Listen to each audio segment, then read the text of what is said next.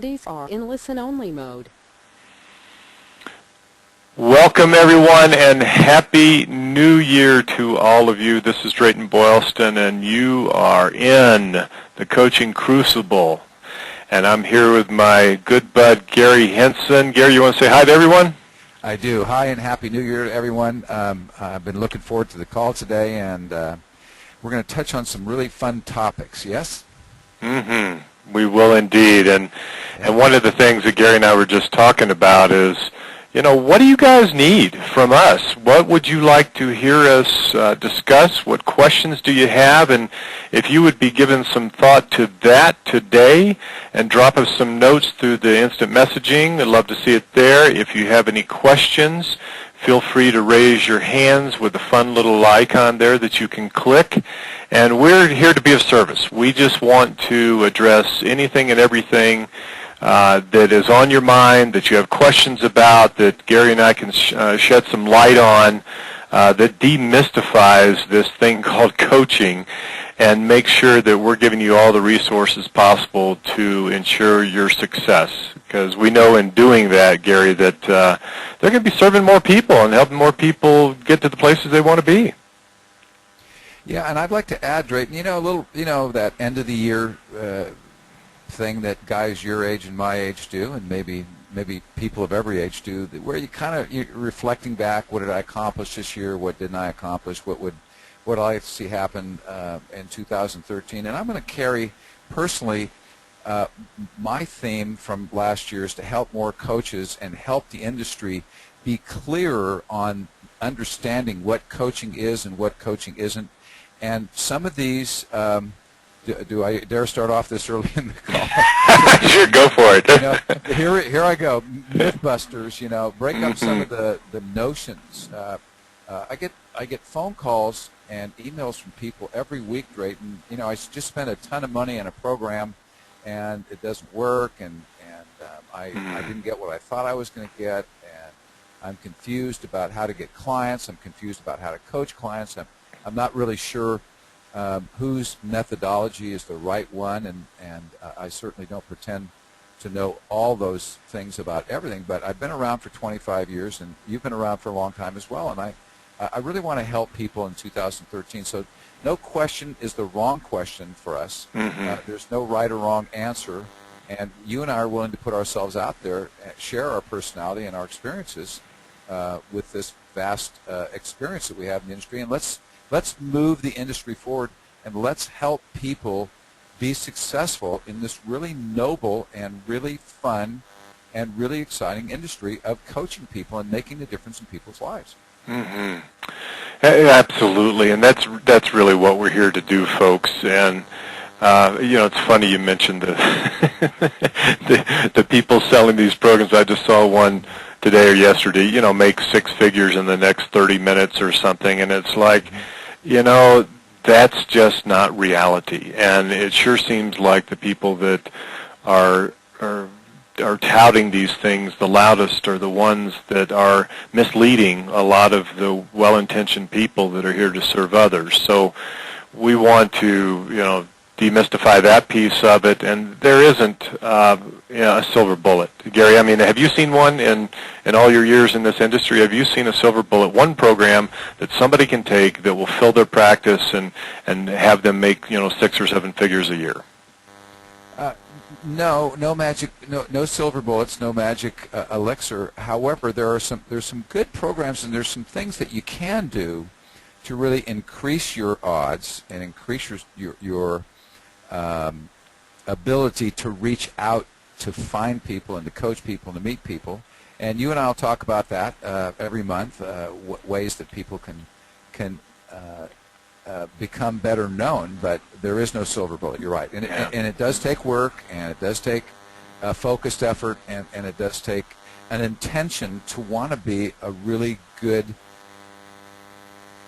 servant to people. And you've heard this hundreds of times, Drayton. You've said it to me numbers of times in our time together. If you help enough other people get what they want in life, you'll get what you want in life. So it does take a servant attitude. Not that you can't make a lot of money, not that you can't do financially really well, not that you can't I have coaches come to me and say, train me, Coach Gary, and then I want to send other people to go through your program to work for me and build a coaching a practice that is an organization, a business that has other people. You can do all that. You just got to be really intentional and be really willing to learn and grow and expand yourself with these soft skills and not soft skills together, and understand what it is that you're there to do and how you can help and make a difference for people. And you and I can make that real simple for people to understand, but again, you've got to do the work, and you're not the Lone Ranger. You don't have one silver bullet, and once you fire it, you're immediate success. Yeah, that's exactly right. And one of the things I know, too, is that there are a lot of dabblers in our business. I call it kind of the real estate mentality. It's kind of the part-timers working at night and weekends. And that's well and good as long as you have a long-term strategy to truly build a business. And the fundamentals, and this is a great time of year for all of you to do strategic planning. And this is where you can engage one of your colleagues, a partner, whomever, and help each other do this planning work and figure out exactly the way you want the year to go and approach this as a business. And what we know is you have to earn more to serve more. And if you're going to dabble in it, that's one thing. But if you're really going to approach this as a business and build a business and create what you want to, you need to have the business fundamentals down pat. And one of the best ways to do that, and I know, Gary, you've got coaches, I've got coaches, I do planning sessions once a quarter with one of my coaches. He helps me. I help him. He's one of the top strategists in the country, and he's a great guy, and he busts me on the things I need to do, and I do the same for him. And then we speak on a monthly basis in terms of he's one of my accountability partners around the planning piece. And this is so important to do, and reach out to others. Maybe on the board where you put the recordings, reach out to others. Find a partner and spend the time planning. And you can go online and find all kinds of resources on strategic planning and the templates and all the things you need. But approach this as a business and do this planning, and you will find that amazing things will happen for you if you make that shift to treating this as a business. Mm-hmm. Well stated, and I don't think this was on your agenda, but I think this is our first topic right here. Can I just elaborate on that a bit? Yeah, let's do. Yeah, it's the perfect time of the year, as you said, to talk about this. I'm a little surprised you and I weren't emailing each other saying, "Here's the topic." Yeah, that's right. But it is. But it is, and it's a great topic. So here's some helpful hints for people. In addition to what Drayton said, first of all, have a plan and have an accountability partner. If at all possible, hire a coach. Have a coach you. Now, there's a lot of reasons for that. We've talked about it in previous sessions. But number one, and first and foremost, if you are telling people that it would be in their best interest to hire a coach and you don't have a coach, there's a little void in your subconscious. There's something missing, a bruise on your heart and some integrity issue inside of yourself. So you want to make sure that if at least you have an accountability partner, somebody that's holding you accountable to your plan. And your plan doesn't have to be 860 pages. It can be 2 or 3 pages of well thought out strategies and philosophies for what you want to accomplish this year. And I would say aim big. You can be unrealistic with yourself and push yourself, but again, have an accountability partner, somebody to say, okay, if you're aiming big, then what are you going to do day to day to achieve the results that you've put on this plan and these pieces of paper in this outline that you have for yourself. In addition to that, and again, have a vision for what you want the year to look like and some really solid goals in there. One of the things that Dr. Stephen Covey used to do really, really well is have a goal that was each goal that he taught people to set. There was a lead and the lag goal. So there's the goal, the ultimate goal that you want, but how many people will you have to meet, or how many phone calls, or how many sessions will you have to do, or how many appointments will you have to make in order to achieve one client, or in order to achieve one goal, whatever it is that you. So there's the lead goal, there's how many phone calls, how many appointments, how many people do I get in front of, and then there's the lag goal, which is ultimately I want to get 2 clients a month, or whatever it is that you're looking for. So look at your goals and set up the opportunities for you to get in front of people and to do demonstrations for people so that you can pick up clients. And then there's things that you can do that you can look at this time of the year. If a client is a no and you have a potential client meeting and you demonstrate your coaching skills to them and they say no, ask for a referral. So you can build into your plan that you can ask people, or is there someone else that you know of that really could use some coaching and could use some help, and I'd be happy to have a meeting or two with them and demonstrate my skill set, coach them, and show them how they can improve their business model or their particular coaching situation that you're helping them in, and you can get referrals from people and help build on that business model. So kind of think out of the box. Think, begin with the end in mind. Look at the year at a glance and say, I've got to accomplish A, B, and C if I'm going to hit this goal. And outline it and put it into play. And again, have someone hold you accountable to do those things. Now, at this time of the year, Drayton, most people are making New Year's resolutions, or many people are making New Year's resolutions. If they're like me, I've already broke 3 of them.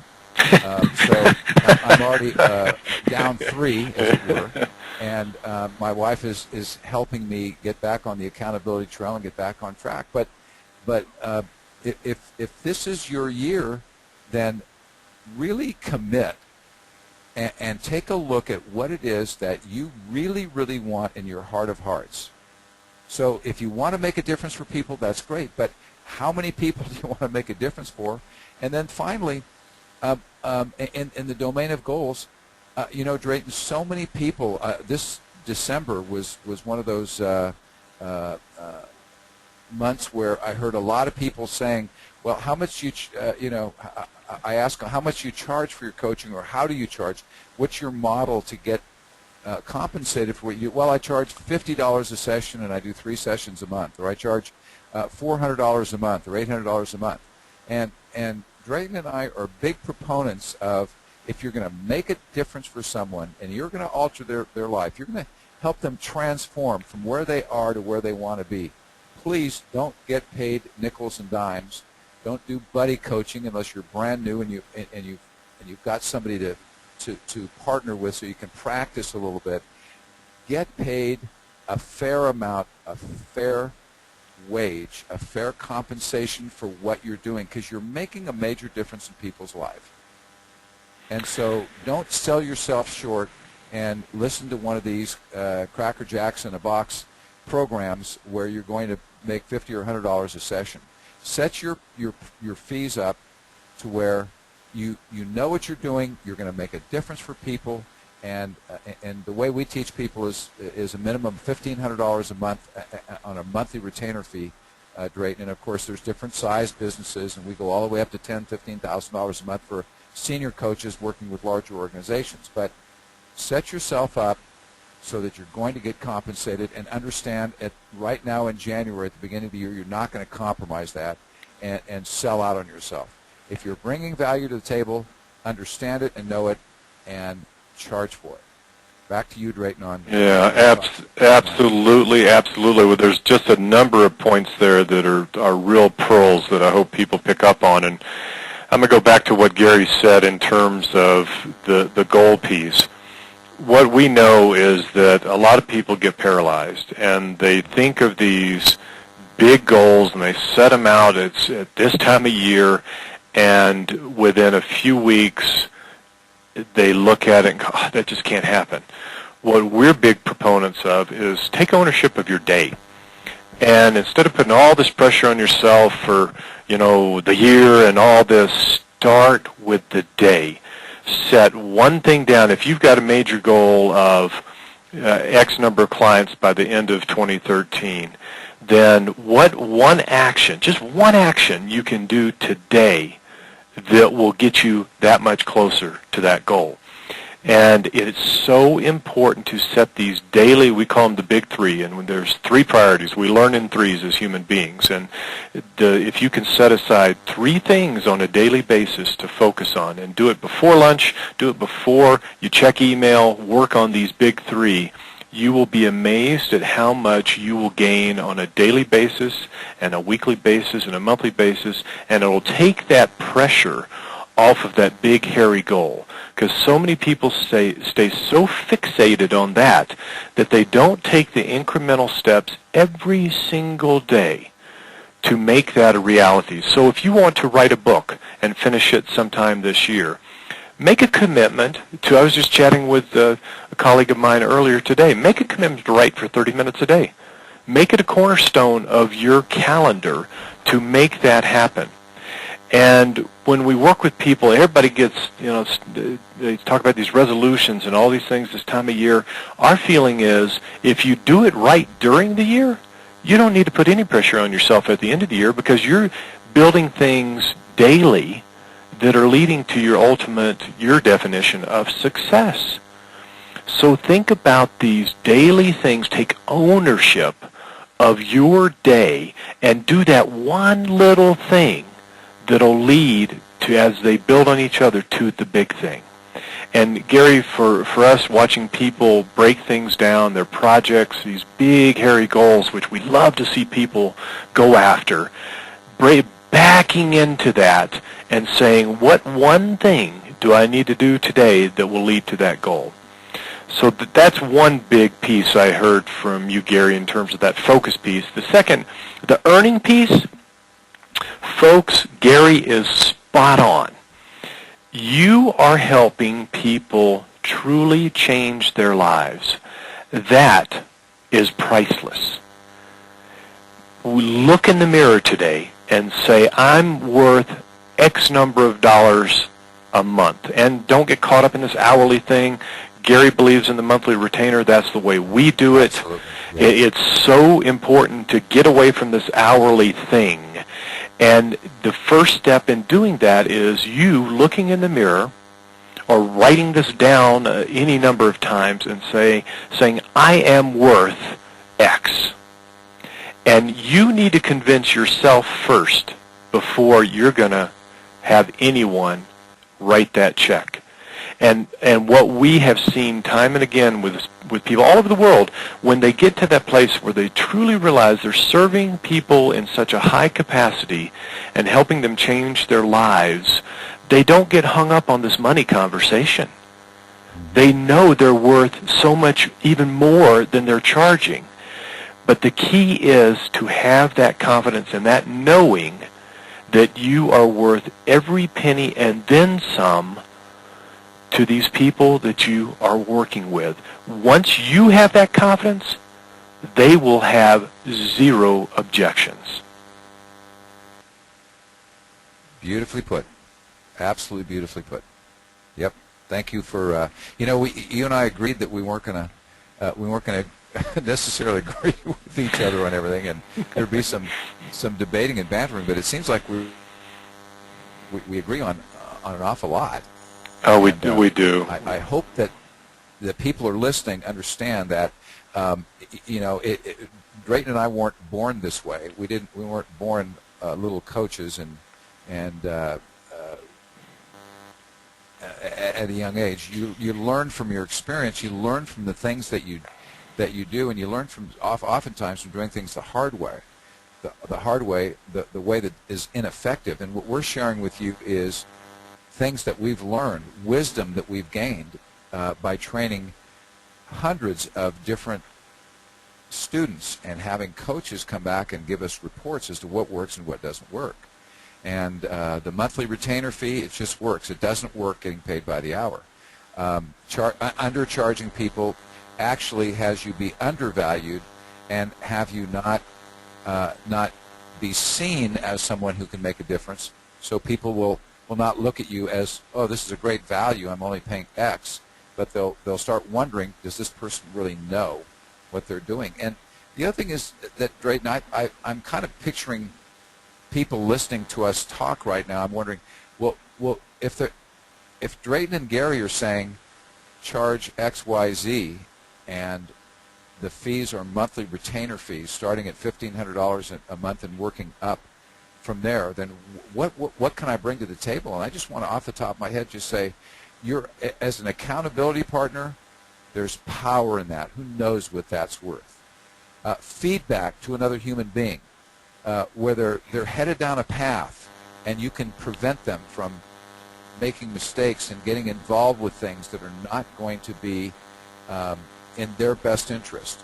Keeping people on track. What do personal trainers do? They stand at the gym and they watch people on a Stairmaster, and they escort them over to the next machine, and then they bring them over to the next piece of equipment, and they don't do the work, but they're there to make sure that that person shows up and does what they promised that they were going to do.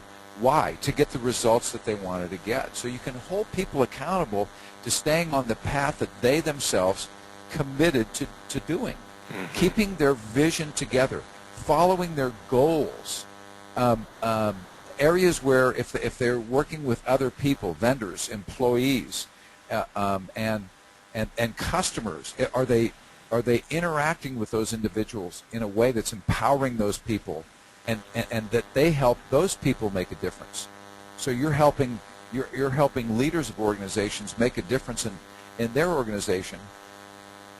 What about the people that they touch and influence? How are they interacting, and what are they saying, and how are they're doing with those people? What about customer accounts? Are they keeping track of it? Are the customers happy? Are they coming back? What's the repeat business? What's the turnover for customer accounts? All these things are areas that you can help other people and make a difference with those people that you're coaching. And albeit you want to take a good program, you want to get steeped and learn how to do these things, it doesn't take someone with an extremely high IQ. You don't have to be a genius to be able to help people in these other. You just have to have a heart and a passion and a willingness to make a difference for another human being. Mm-hmm. And when you have that and some coaching skills, put that together, then you become extremely powerful and extremely important to those people that you're coaching. So don't think of this as, oh, it's great for Drayton and Gary, because they've been doing this for years and years and years. They can do this. I can't. You can do this. Yes, you can. You just need to be committed and passionate about it. Yeah, it's very interesting and very timely. Debbie just posed a question. Debbie, thank you so much for doing so. She just used the instant messaging, and we encourage all of you to do the same. She said, how important do you think having a business background / extensive content knowledge is to business coaching? And that really plays into what you just said, Gary, doesn't it? Absolutely. Yeah, so, Debbie, from my standpoint, you don't have to have those things. And the reason it's so important in so many businesses is that they need a different perspective. And I've seen great coaches go in that are not the business icons, that they have a great experience from a business standpoint, but they bring a different perspective in, and they care enough to tell them the things that they need to hear but don't necessarily want to hear. And that fresh perspective is so important. And you don't have to speak their lingo. You don't have to know all the business terminology. For the enlightened businesses that get it, and they want to get better and they want to grow, they need someone that comes from a different place. Yes, certainly, if you have the business experience, you can succeed if you do it the right way and have the right intention. And if you don't necessarily have that, because we have people saying, well, I don't have, my MBA, and I've never been a real business executive or manager. How do I serve businesses? You can do that. You can absolutely do that. And it comes down to having, first of all, caring enough to tell them things that they need to hear but don't want to, and coming with that really fresh perspective, and articulating that in ways that it will make sense to them. And Gary, I know right now in businesses they're so insular and they're so cloistered in many ways that they almost cannibalize themselves in terms of unhealthy culture and behaviors, and they need people with fresh, different, enlightened perspectives to come in and help them change. Absolutely, absolutely, and we see this all the time, Drayton. We see this all the time. I have, from time to time, large organizations contact me and want me to come in and work with them, and even really large organizations that have had lots of coaching, training programs, HR directors that are very, very effective in keeping an eye on the pulse of the culture in the organization. And we come in from the outside and bring an outside perspective in that can help them see the forest for the trees, so to speak.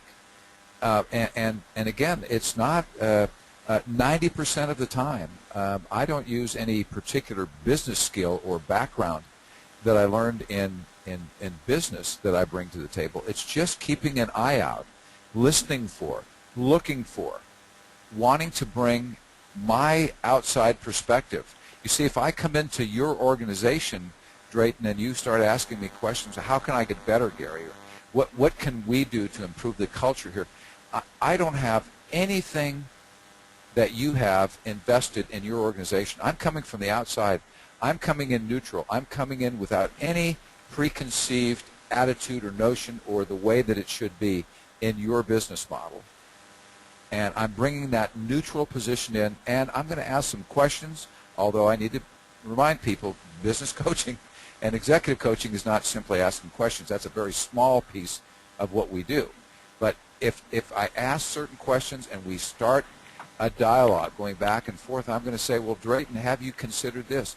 Have you tried that? You're going to say, yeah, we've done that already, Coach. And I say, well, how long did you do it for? How long did you pursue that process, and did you really give it a fair chance?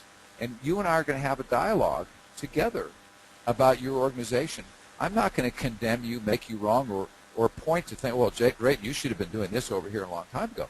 I'm simply going to create a dialogue with you that's going to come from an outside objective position that is not going to be influenced by your personality or the culture that you already have put in place in your organization.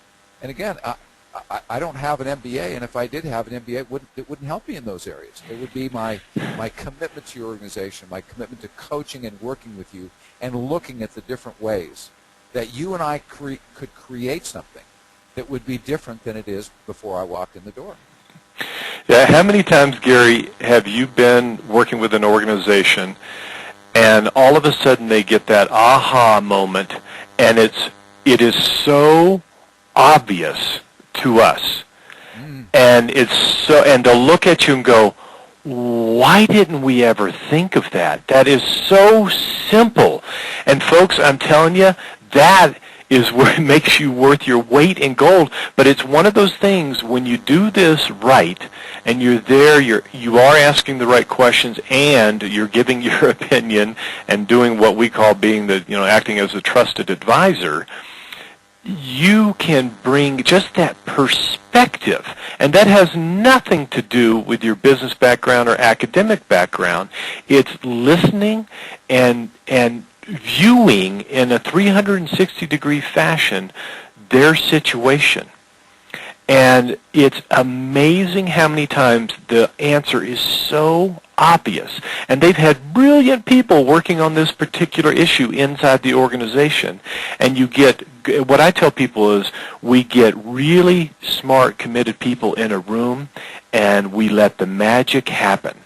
And that's how we approach kind of the group coaching thing. Yeah. And then all of a sudden, we start a lot of sessions, Gary. We'll get a group of, smart, good people, well-intentioned, that care, and we'll just ask them two simple questions to start one of our sessions. What's working and what isn't? Mm-hmm. And when you go through those, And they start, and we break them out to usually groups of 3s to 4. Let's say you start with 12 people, and you break them out into 3 or 4 groups, and you ask them to go away for 30 to 45 minutes and work on what's working, what isn't. You bring them back together, and these things start bubbling up. And you will be amazed at what happens. And then the next thing we do is we take them through an ownership exercise and say, okay, so all these things have popped up on what's working, what isn't. What do you own in that? And then we start helping them see the ways that okay, I don't own that because that's dictated by something outside of our purview, or this is dictated by corporate office or something else. And then you empower them to take ownership in these so-called problems that they have. Mm-hmm. So none of that, I didn't learn that, as a former CEO, I didn't learn that when I was running companies. I learned that afterwards. Yeah. And that's something, if you just took those 2 things, folks, and you use those in organizations, you would be the golden child. There you have it. There you have it. And again, Drayton, you worked for large organizations. You led large organizations before. If you didn't have a coach coming in, and I don't remember you saying that you had anybody come in and coach you before when you were in the lead role, then who's going to create these sessions? Who's going to ask these questions? And if it's somebody from the inside, God bless them. They're brilliant for thinking that way. Yeah. But remember that those people are their peers, and people are going to be afraid to be honest and trust the process because they don't know if there's an ulterior motive internally. Mm-hmm. If somebody steps up and says, hey, we ought to do an exercise, and let's ask ourselves what's working and what's not working and what's missing, and let's go through a process and break into groups, then I don't think you're going to get the vulnerability. But if it's facilitated by a trained coach, somebody who knows what they're doing and knows how to facilitate meetings like this, then you're going to get all kinds of feedback. And what you said is you create that dialogue. It's such a beautiful thing. I know you love this, Drayton, to create that and get people talking. And the next thing you know, somebody says, well, I didn't own that, and somebody else says, well, I should have owned it. And well, who's going to own it next? Where do we go from here? Who cares about the past? We can't change that past, but look how we can change the future just by looking at some things, putting them up on the board, agreeing or disagreeing, and then creating that dialogue. Where do we go from here? How do we change this in a positive way and impact our organization? And really, maybe you and I don't do a good job sometimes of letting people know. Coaches are great facilitators. Sometimes we picture the hat and the whistle and the coach saying do the push-ups. Maybe we should emphasize the word thought leader being the objective opinion and facilitate those meetings. And oftentimes our best attribute is getting out of the way. Once we get it started, let the fire go and just facilitate. Keep the dialogue going and keep people in a positive mode to where they're problem solving and then coming up with lists of solutions and agreements that here's where we're going from here. Great facilitation process. Yeah, that's one thing that we highly encourage all of you to think about, and that is, how can I build a suite of services? And one of those key components is facilitation. I know that it is such an important part of certainly for organizations, but if you're a good coach, which I know all of you are, you have the skills to do what we're talking about here. You can go into an organization, charge a very handsome fee, which starts, for a half day to a full day facilitation can go from $3,000 to $15,000 and more, and it's very lucrative and very impactful for an organization. And you do not need any more training. You do not need another credential. You can go in, if you have the coaching skills, you can facilitate these types of meetings, be it strategic planning retreats, things that problem solving, group coaching, however you want to label this, you can do it. And it is very lucrative, and that's where we encourage people when in our training is, Gary, to build your suite of services. And one-on-one coaching should only be 20-25% of your portfolio offering. The rest should be facilitation and assessments and a number of other things that you have. So please give that some thought, because from our perspective, you can go in and make powerful changes, help organizations make powerful changes by doing this work. And think about one-on-one coaching, and you've got 12 people in a room that can impact an entire organization, and therefore the ripple effect, as we call it, the lives of all the people in that organization, help them to get better and more balanced, and all of these things that will create a more healthy environment. This is the kind of impact that you can have. So imagine you can go in and help an entire organization change.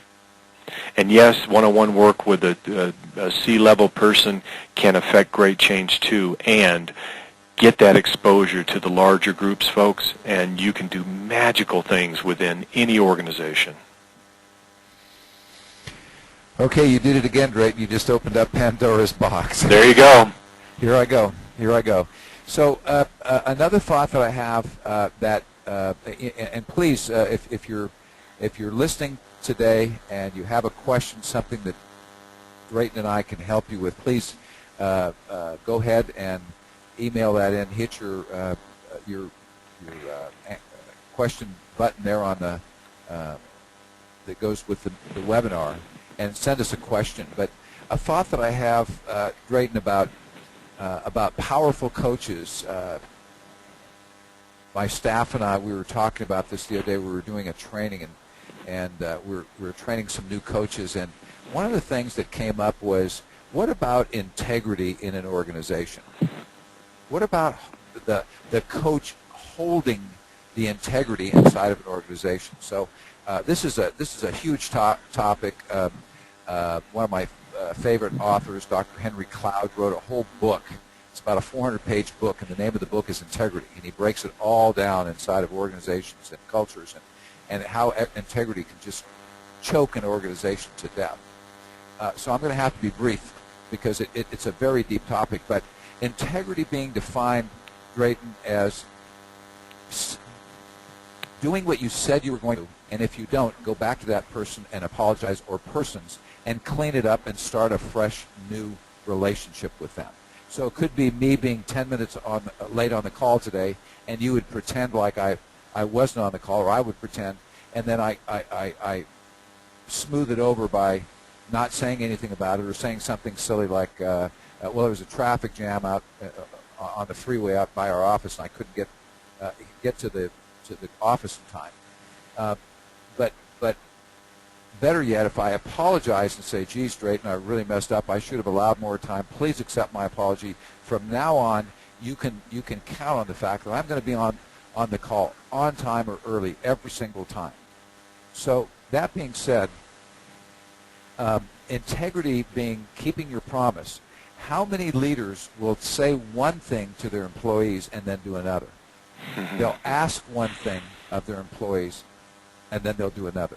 How many executives inside of an organization are held accountable for something, and they say they're going to do something, and then everyone around them knows that they're always late, or they're always making a promise to do some particular responsibility, and they don't do it, and they blow it off, or they say, oh, you know how it is, we're real busy around here, I've got a lot of responsibility, I've got a lot to be accountable for.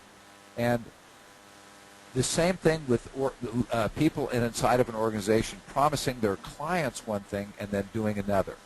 You'll receive your product in so many days, or you're going to get a certain level of service, and then they know that they can't keep up to that standard.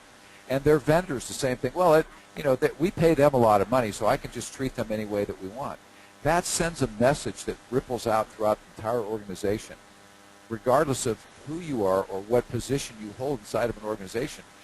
Drayton, this is something that is very rarely talked about in business, and a way that a coach can impact an organization by merely cleaning up the integrity and telling people that when you're committed to something And when you're committed to each other, if you call each other a team in business, or if you refer to your peers and the people around you in your organization, that those are my team players, those are my team members, my fellow team partners, and yet you treat them as though they're unimportant to you, or you don't keep your promise and you don't make that a big deal.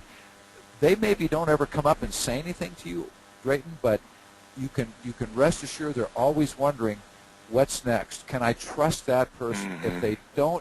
If they're constantly showing up for a meeting where there's 10 or 12 or 15 people, more or less, and they're always late, how can I trust them with the funds of the organization, with the trusted key clients, with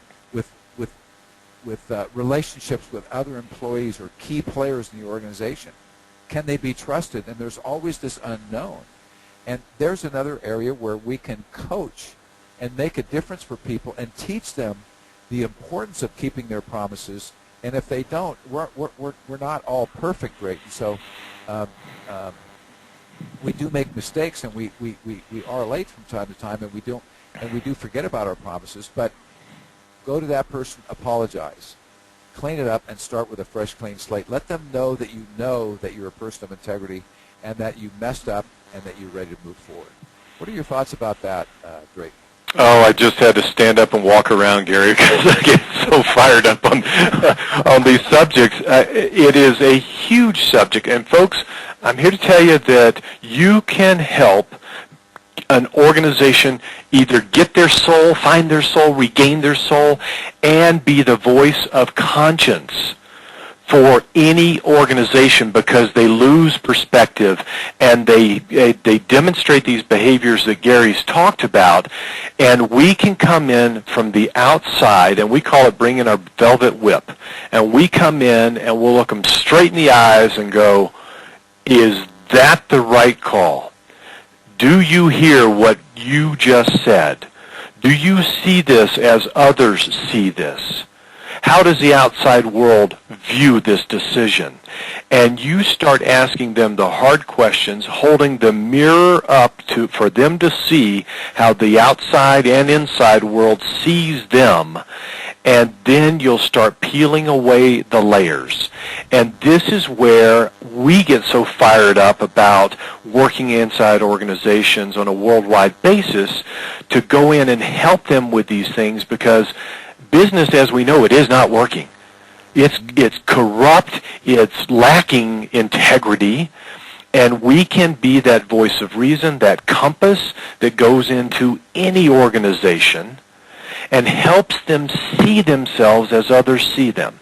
Because I'm here to tell you, after being in large organizations over the years, you lose perspective. And sometimes you don't see the things that are so very obvious. And we need to come in as the outsiders to help them. Even if you're coach inside an organization, the same thing applies. You have to be that voice of reason and asking these questions. Is this how we want to behave? Does this decision benefit and reflect us as our individual integrity? Gary, one of the things we find so many times, we do what is called our values test, and we do our business values and our personal values, and we work with individuals and organizations to get these aligned. And there's usually a big chasm between the two. And we help people see, okay, these are your personal values, and these are your business values. There seems to be a disconnect here. And as coaches, we need to get to that place where we have the courage and the confidence to help organizations look at these things and integrate and mesh and harmonize who they are as an individual with what they are and what they do as a business. Amen. Well stated. And what we might talk about, Drayton, is the impact. So what's the impact of having an organization where the values aren't in alignment with the values of the people inside the organization, they're not in alignment with the values of the organization, and where people are allowed to operate a certain way that that has the vendors and the employees and the customers particularly suffering as a consequence of the behavior, and nobody to call them out, nobody to point it out, nobody to bring to the attention of the leaders of the organization. Is this really what you stand for? Is this what you committed to? And is this what you want your organization to look like to the outside world? Mm-hmm. Yeah, until that 60 Minutes knocks on their door. they don't get it. Exactly. Hi, Mike Wallace here, and guess what? This is not going to be your best day. Exactly. And that's what we needed. Yeah, go ahead, Gary. This is why they have these TV programs that are so popular, Undercover Boss, and these programs that talk about people, the leaders of the organizations going in as an employee and pretending that they're a brand new employee, or that they're not involved with the organization, and hearing what people throughout the organization are saying and how they're operating, and they can't believe it. I mean, I haven't watched those programs, but I've heard other people talk about them. Yeah, and I think that's why they're popular. That's a great example, because that shows these huge blind spots that we call them blind spots that most, if not all, executives I've ever encountered have. I had them. I guarantee you I had them. And you develop these blind spots, and there's no one inside an organization that will ever tell the C-level person, let's look at this, and let's really get into this behavior, the way the organization's operating, this decision, the way you treat your people. And we are in a very, very unique position to do just that. And we got a great observation here. This is from Susan. She says, love this topic. I can list many, many professionals that don't understand the importance of integrity and how their lack of integrity damages them and those associated with them. And Susan, it's so true. And when you think about, if you look at business in aggregate in a 360-degree fashion, who is in the best position to help them see these things? It's not someone inside the organization, because like the HR department, they have to worry about their jobs and their paychecks. They're not going to tell these executives the tough stuff. We have to do that. We are uniquely positioned as coaches to come in, roll up our sleeves, and tell them the things they need to hear, but oftentimes don't want to hear. Yes, that is absolutely one of the most important roles that we play as a coach. And once this starts happening, Gary, I love to see this evolve in organizations where we jump into organizations. I remember one where we were invited to the first board meeting, and there was two factions in this organization. And literally it was comical, because my colleague and I, we walked in the huge boardroom, and one faction was on the right-hand side. The other faction was on the left-hand side. They would not even acknowledge each other's presence. They would not look across the table. They would not say hello. They were warring factions, and it was killing the organization. And the CEO was smart enough to bring us in. And they were so blinded to this. It was like United Nations. You know, when you go in and try to be the diplomat and doing shuttle diplomacy. But folks, they were so caught up in their fiefdoms and their internal battles and their power that they didn't care about the hundreds upon hundreds of people that they had the care and custody of, and the ultimate viability of the organization hinged in the balance, and their egos were driving it. And we had to give them some really tough love. And that's what we're here to do, and you're going to need confidence and courage to do that. But you are uniquely positioned to do this type of work in any organization. And again, the impact, Drayton, enormous, just enormous. We call that, by the way, we have a title in our training, we call that the us versus them culture. Mm-hmm. Yeah, absolutely. It's one of the things that that we do around that, Gary, is we don't let people use those words when we start our work. If you can't figure out how to say "we" in a sentence, Mm-hmm. something's wrong. Mm-hmm. Then are you a company? Are you a team? Are you a collective organization? Are you a bunch of individual mercenaries that are just doing this for your own ego? We had a great comment from Tim. This is great. I know that speaking a few words of truth and reason can start to break through an unhealthy status quo that has been in place for years. It's exciting to think that I can be part of helping to create a new and healthy climate. Thanks. You absolutely can, Tim. You can, and that's, folks, this is the work we can do. And this is where we want you to get fired up to serve more people, because you can make a profound effect and positive impact in any organization. And it doesn't take a business background and being a former CEO or an executive. Think about the things we've talked about here, Gary. None of them took any special training or talents. It's listening, observing, bringing perspective, and having the courage and the desire to help individuals and the collective organization get better. And most of us, Drayton, in our private lives and in our business lives, even if we're not leaders of organizations or even if we haven't been entrepreneurs in the past, most of us have some sort of experiences inside of our families, inside of the education that we went through, inside of previous work environments where we've worked.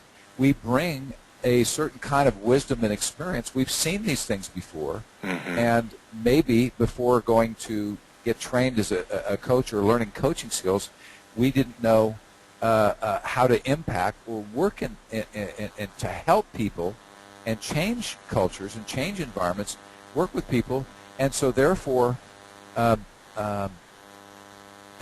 making your point and reiterating, it maybe takes more life experience oftentimes to blend with your coaching experience than it does an MBA or business background or experience in the technical side of business world, because these things are not taught in MBA programs, PhD programs, and in most collegiate environments. These are skills that coaches learn how to coach organizations and individuals inside of an organization to give the organization the freedom to operate with integrity, with honesty, with open lines of communications, with a plan where there's a we conversation, not an I or a you versus me conversation, where there's a structure, a corporate flow chart, an org chart where people understand who they report to and how they report to the people above them and below them, and how all that structure comes together so that people can be not so much efficient inside of an organization, but effective with one another. That's where it all starts. Together with a combined goal and a combined objective, a direction, a vision that they can all align behind, a set of values where people can agree or even agree that they don't agree to all of them, but they can be in agreement that that's what the organization stands for, and move forward together in that we conversation. And again, 90% of what we've talked about, over 90%, is not discussed in any business school that I'm aware of, or business degree, or MBA program that I'm aware of. Yeah, and you touched on something that I think is a really important point for people to hear again, and that is the richness of your life's journey has given you every skill you need to do this work. And when we get in touch with that, and we appreciate that fully, and we understand that you're here on this call for a reason, and you have experienced every single thing in your life for a reason, and drawing on the richness of that journey to serve others with the experiences and the knowledge that you gained along this path is all that it takes. all that it takes.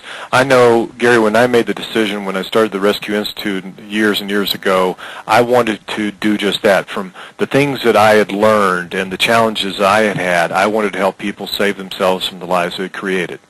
Yeah. And that's exactly what we're talking about here, folks. I didn't bring necessarily my experience from a business perspective to all of this, although that's part of my journey, certainly. I brought the desire to truly help individuals and organizations make a monumental shift in the way they do things and make it value-centric and put people before profits. And that's what you're here to do as well. And we've got another comment from Jim. Jim, thank you. How do you approach companies and build trust to get these strategic sessions going? Also, who should you see within the organizations? Great question. Great question. Gary, you want to jump on that, and I'll chime in too?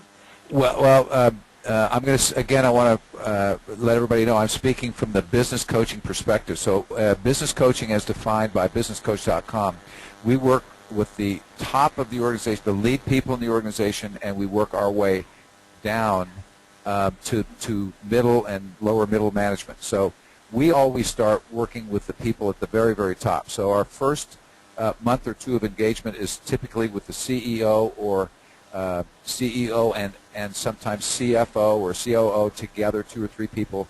And it depends on the structure of the organization, but we always start at the top and get the buy-in from the very, very top.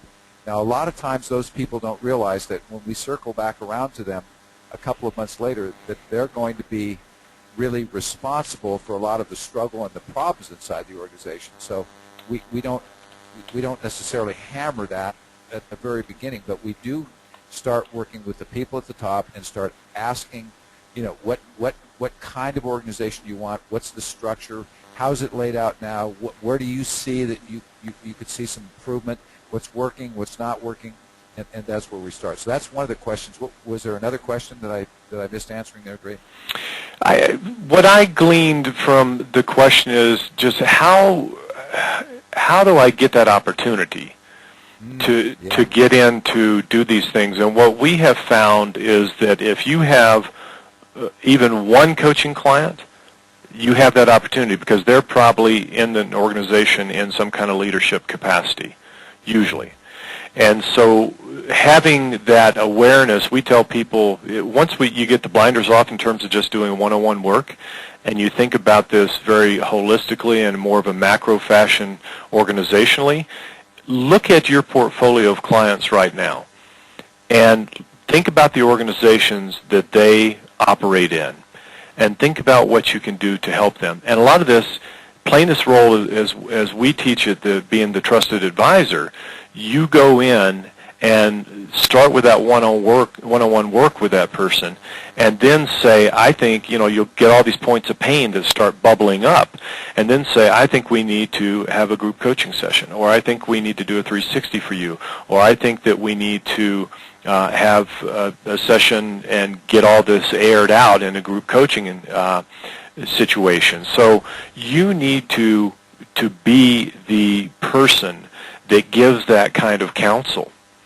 And so my guess is for all of you, if you're here on this call and you're a coach and you've got a business either inside or outside an organization, you can look around yourself right now and figure out ways that you can create opportunities to have these types of facilitation situations right now. So that's what I would ask you to do, is sit down after this call, look at your landscape, your business landscape, and see where the opportunities might exist for you to do this type of work. Yes, and you used a term for me one time when we initially started talking about doing the coaching Crucible, Drayton, lightning rod, and you just hit home for me with that term one more time. So if you're a coach, yes, you want to be a facilitator. Yes, you want to be somebody who's an accountability partner. Yes, you want to be somebody who brings to the table an outside objective opinion and brings something, an influence from the outside that's not present, because it can't be present on the inside of an organization. But Also, part of being a coach is being a lightning rod. One of your favorite terms, Drayton, and being that person that's not afraid to say to a total stranger, I can help your organization. Just give me 60 minutes to walk you through a coaching session, and we'll talk about some of the areas that you're struggling, and we'll talk about areas where I can be an influence in your organization, but we want to actually do some work in that hour. Sometimes it's not an hour, sometimes it spills over into 90 minutes, but work with people that have an organization that you can see from the outside looking in might potentially have some areas where they're struggling, and do a demonstration. Give them an hour or hour and a half of your time for free. But don't talk about how great you are. Don't talk about how great coaching is or the industry is. Not that you can't do that, but talk about the power of coaching, the power that coaching brings to an organization that really helps that organization reach the next level. And let's do that right now. Tell me where you're struggling. Tell me, well, it could be areas of time management for executives. There's always areas of time and money, cash flow issues, issues of struggling around getting projects completed, or who's holding people accountable to get projects completed on time and on budget. These are the kinds of issues that coaches can really, really make a difference for. And again, you're the accountability partner. You're the outside person coming in, and you're demonstrating to that potential client the power that you bring, and you're a lightning rod for that organization. You've got to have a humble kind of strength and power that you bring to that meeting that lets them know that you're going to help lead the organization in a direction that they can't otherwise get without the outside influence of a very powerful coach. Yes, well said, Gary. Well said. And Gary, we're getting many more questions. One of them from David Harrison. We're respectful of everyone's time. We're going to wrap up here in just a second. David, we'll address this one next time, the streams of income for business coaches. So David asked, what are the streams of income? We'll get to that next go-around. Great topic. Yeah, it's a great topic. And I love that topic, by the way. And folks, this is what we thrive on, is the questions from you. We're not doing this in a vacuum. We don't want to create our agenda. This is about serving all of you in the highest and best ways. So send us your questions. When we send you the link for the recording where you can access this, and feel free to share that with your friends too. Again, we want to get this out there. Post some questions, and Gary and I look at those boards, and if you have any questions, we'll answer them there, and we'll answer them during the next session as well. So Gary and I are committed to keeping this going, and it's really contingent upon the energy from all of you. And if we feel like we're of service, we're going to keep going, folks. So any questions, pose those. We appreciate your time.